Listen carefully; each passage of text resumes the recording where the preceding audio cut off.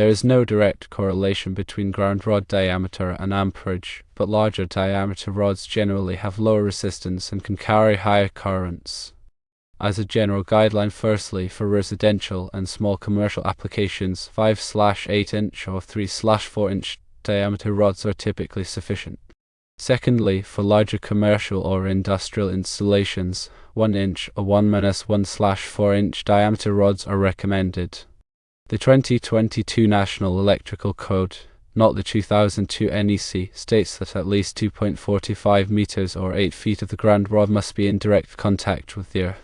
However, there is no requirement to leave the ground rod exposed for inspection or connection. In California, it is common practice to leave a short section of the ground rod exposed for access purposes. This is still permitted under the current NEC as long as the required 2.45 meters is in contact with the earth. Therefore, there is no requirement to use a 3-meter or 10-foot ground rod. However, one may choose to do so if they desire additional length for future connections or access. Grounding electrodes are crucial components of electrical systems, providing a path for fault current to return to the source, thereby facilitating the operation of overcurrent protective devices like circuit breakers or fuses. The National Electrical Code, or NEC, sets forth specific requirements for grounding electrodes to ensure safety and effectiveness. Ground rods are a common type of grounding electrode, particularly in residential and commercial applications. Selecting the appropriate size and length of ground rod and ensuring proper installation are essential for compliance with the NEC and for the overall safety of the electrical system. While there isn't a direct formula linking ground rod diameter to the amperage of the electrical service, understanding the relationship between diameter, resistance, and current carrying capacity is important. A larger diameter ground rod generally offers a lower impedance path to ground. This lower impedance is beneficial for dissipating fault currents more effectively. The NEC specifies minimum sizes for ground rods, typically 5/8" or 3/4" in diameter, depending on the application and the presence of other grounding electrodes. For residential services and small commercial installations, a 5/8" or 3/4" diameter ground rod is usually sufficient. However, for larger commercial or industrial facilities with high fault current potential, a 1" or 1-1/4" diameter rod may be recommended to provide a lower impedance path to ground. The length of the ground rod is also a critical factor. The NEC mandates that at least 2.45 meters or 8 feet of the ground rod must be in direct contact with the earth. This requirement ensures that the ground rod has sufficient surface area to effectively dissipate fault currents into the surrounding soil. Proper soil contact is essential for the ground rod to function as intended. The NEC does not explicitly require leaving a portion of the ground rod exposed for inspection or connection purposes. However, local practices and interpretations of the code may vary. In some regions, it is common to leave a small section of the ground rod exposed to facilitate connection to the grounding electrode conductor and for inspection by electrical inspectors. While exposing a portion of the ground rod is not prohibited by the NEC, it is important to ensure that the required 2.45 meters of the rod remains in direct contact with the earth. This can be achieved by driving a longer ground rod, such as a 3-meter or 10-foot rod, to compensate for the exposed section. When installing ground rods, it is important to consider the soil conditions. The resistance of the soil plays a significant role in the effectiveness of the grounding electrode system. In areas with high soil resistivity, such as rocky or sandy soils, it may be necessary to install multiple ground rods to achieve the required grounding resistance. The NEC specifies that if a single ground rod does not provide a resistance to ground of 25 ohms or less, a second ground rod must be installed at least 1.83 meters or 6 feet apart. The resistance to ground can be measured using a ground resistance tester. This instrument applies a test current to the ground rod and measures the resulting voltage drop to determine the resistance. Proper installation techniques are crucial for ensuring the effectiveness and longevity of ground rods. Ground rods should be driven into the earth vertically, if practicable. If rock bottom is encountered, the ground rod may be buried at at an angle not exceeding 45 degrees from vertical, or it may be buried in a trench that is at least 76 centimeters or 30 inches deep. The top of the ground rod should be flush with or below ground level to prevent accidental contact or damage. The connection between the grounding electrode conductor and the ground rod must be made using listed connectors suitable for direct burial. These connectors are designed to withstand the corrosive effects of the soil and ensure a reliable electrical connection. The grounding electrode conductor is the conductor that connects the ground rod to the electrical system's grounding busbar or neutral point. The size of the grounding electrode conductor is determined by the size of the service entrance conductors, as specified in the NEC Table 250.66. The grounding electrode conductor must be installed in a continuous length, without splices or joints, unless specifically permitted by the NEC. In addition to ground rods, other types of grounding electrodes are permitted by the NEC, including metal underground water pipes, metal building frames, and concrete encased electrodes, also known as UFA grounds. A metal underground water pipe can be used as a grounding electrode if it is in direct contact with the earth for at least 3.5 meters or 10 feet, including any metal well casing bonded to the piping. The water pipe must also be electrically continuous and free from insulated couplings or joints. A metal building frame can be used as a grounding electrode if it is effectively grounded and connected to the earth. The building frame must be of sufficient size and structural integrity to provide a low impedance path to ground. A concrete encased electrode consists of at least 6.1 meters or 20 feet of bare copper conductor encased in concrete that is in direct contact with the earth. The concrete must be at least 5.8 centimeters or 2 inches thick. Concrete encased electrodes are commonly used in new construction and are often more effective than ground rods in areas with high soil resistivity. When multiple grounding electrodes are present, they must be bonded together to form a grounding electrode system. This bonding ensures that all grounding electrodes are at the same electrical potential, minimizing the risk of voltage differences and circulating currents. The bonding jumper must be sized according to the NEC Table 250.66 and installed in a manner that provides a reliable electrical connection. Grounding and bonding are essential for electrical safety and for the proper operation of electrical equipment.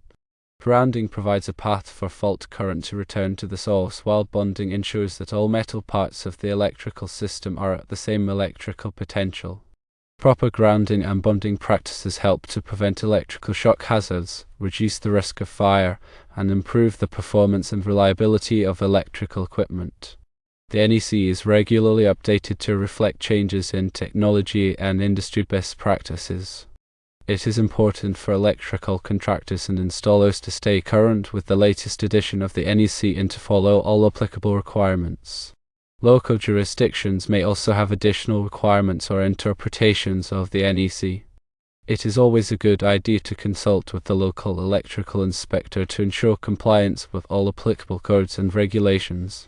In summary, selecting the appropriate size and length of ground rod, ensuring proper installation, and following all applicable NEC requirements are essential for electrical safety and for the proper operation of electrical equipment. While there is no direct correlation between ground rod diameter and amperage, larger diameter rods generally offer lower impedance and can carry higher currents.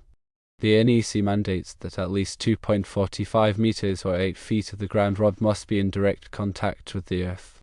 In California, it is common practice to leave a small section of the ground rod exposed for access purposes, but this does not negate the requirement for 2.45 meters of contact with the earth. By following these guidelines and best practices, electrical contractors and installers can ensure that electrical systems are properly grounded and bonded, providing a safe and reliable electrical environment. The grounding electrode system is a critical component of an electrical installation, providing a low impedance path for fault currents to return to the source, thereby facilitating the operation of overcurrent protective devices. The selection and installation of grounding electrodes must comply with the requirements of the National Electrical Code, or NEC, and any applicable local codes or regulations. Ground rods are a common type of grounding electrode, particularly in residential and commercial applications. The NEC specifies minimum sizes for ground rods, typically 5/8 inch or 3/4 inch in diameter, depending on the application and the presence of other grounding electrodes. The length of the ground rod is also a critical factor. The NEC mandates that at least 2.45 meters or 8 feet of the ground rod must be in direct contact with the earth. This requirement ensures that the ground rod has sufficient surface area to effectively dissipate fault currents into the surrounding soil. Proper soil contact is essential for the ground rod to function as intended. Soil resistivity is a measure of the resistance of the soil to the flow of electrical current. Soil resistivity varies depending on factors such as soil type, moisture content, and temperature. In areas with high soil resistivity, it may be necessary to install multiple ground rods or other types of grounding electrodes to achieve the required grounding resistance. The NEC specifies that if a single ground rod does not provide a resistance to ground of 25 ohms or less, a second ground rod must be installed at least 1.83 meters or 6 feet apart. The resistance to ground can be measured using a ground resistance tester. This instrument applies a test current to the ground rod and measures the resulting voltage drop to determine the resistance. The grounding electrode conductor is the conductor that connects the ground rod to the electrical system's grounding busbar or neutral point. The size of the grounding electrode conductor is determined by the size of the service entrance conductors, as specified in the NEC Table 250.66. The grounding electrode conductor must be installed in a continuous length, without splices or joints, unless specifically permitted by the NEC. The connection between the grounding electrode conductor and the ground rod must be made using listed connectors suitable for direct burial. These connectors are designed to withstand the corrosive effects of the soil and ensure a reliable electrical connection. In addition to ground rods, other types of grounding electrodes are permitted by the NEC, including metal underground water pipes, metal building frames, and concrete encased electrodes, also known as UFA-grounds. A metal underground water pipe can be used as a grounding electrode if it is in direct contact with the earth for at least 3.5 meters or 10 feet, including any metal well casing bonded to the piping. The water pipe must also be electrically continuous and free from insulated couplings or joints. A metal building frame can be used as a grounding electrode if it is effectively grounded and connected to the earth. The building frame must be of sufficient size and structural integrity to provide a low impedance path to ground. A concrete encased electrode consists of at least 6.1 meters or 20 feet of bare copper conductor encased in concrete that is in direct contact with the earth. The concrete must be at least 5.8 centimeters or 2 inches thick. Concrete encased electrodes are commonly used in new construction and are often more effective than ground rods in areas with high soil resistivity. When multiple grounding electrodes are present, they must be bonded together to form a grounding electrode system. This bonding ensures that all grounding electrodes are at the same electrical potential, minimizing the risk of voltage differences in circulating currents. The bonding jumper must be sized according to the NEC Table 250.66 and installed in a manner that provides a reliable electrical connection. Grounding and bonding are essential for electrical safety and for the proper operation of electrical equipment. Grounding provides a path for fault current to return to the source, while bonding ensures that all metal parts of the electrical system are at the same electrical potential. Proper grounding and bonding practices help to prevent electrical shock hazards, reduce the risk of fire, and improve the performance and reliability of electrical equipment. The NEC is regularly updated to reflect changes in technology and industry best practices. It is important for electrical contractors and installers to stay current with the latest edition of the NEC and to follow all applicable requirements. Local jurisdictions may also have additional requirements or interpretations of the NEC. It is always a good idea to consult with the local electrical inspector to ensure compliance with all applicable codes and regulations. The grounding electrode system is a critical safety component in any electrical installation. It provides a low impedance path for fault currents to return to the source, allowing overcurrent protection devices to quickly clear the fault and prevent electrical shock or fire hazards. The NEC provides detailed requirements for grounding electrode systems, including the types of electrodes permitted, their size and installation requirements, and the methods for bonding them together. Ground rods are a common and cost-effective type of grounding electrode, widely used in residential and commercial application. The minimum size and length of ground rods are specified in the NEC based on the size of the service entrance conductors and the soil conditions at the installation site.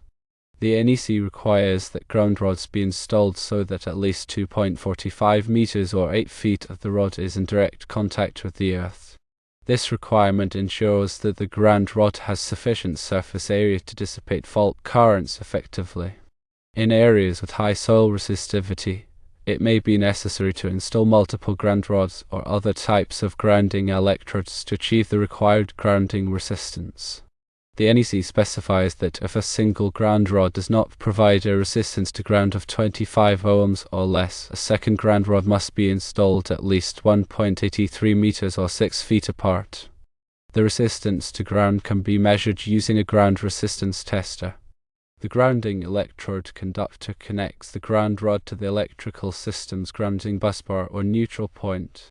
The size of the grounding electrode conductor is determined by the size of the service entrance conductors, as specified in the NEC Table 250.66.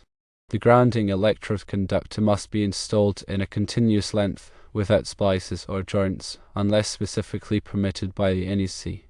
The connection between the grounding electrode conductor and the ground rod must be made using listed connectors suitable for direct burial. Other types of grounding electrodes permitted by the NEC include metal underground water pipes, metal building frames, and concrete encased electrodes. Metal underground water pipes can be used as grounding electrodes if they are in direct contact with the earth for at least 3.5 meters or 10 feet and are electrically continuous. Metal building frames can be used as grounding electrodes if they are effectively grounded and connected to the earth. Concrete encased electrodes, also known as UFO-grams, consist of at least 6.1 meters or 20 feet of bare copper conductor encased in concrete that is in direct contact with the earth. When multiple grounding electrodes are present, they must be bonded together to form a grounding electrode system. This bonding ensures that all grounding electrodes are at the same electrical potential, minimizing the risk of voltage differences and circulating currents. The bonding jumper must be sized according to the NEC Table 250.66 and installed in a manner that provides a reliable electrical connection. Proper grounding and bonding are essential for electrical safety and for the proper operation of electrical equipment. Grounding provides a path for fault current to return to the source, while bonding ensures that all metal parts of the electrical system are at the same electrical potential. Proper grounding and bonding practices help to prevent electrical shock hazards, reduce the risk of fire, and improve the performance and reliability of electrical equipment.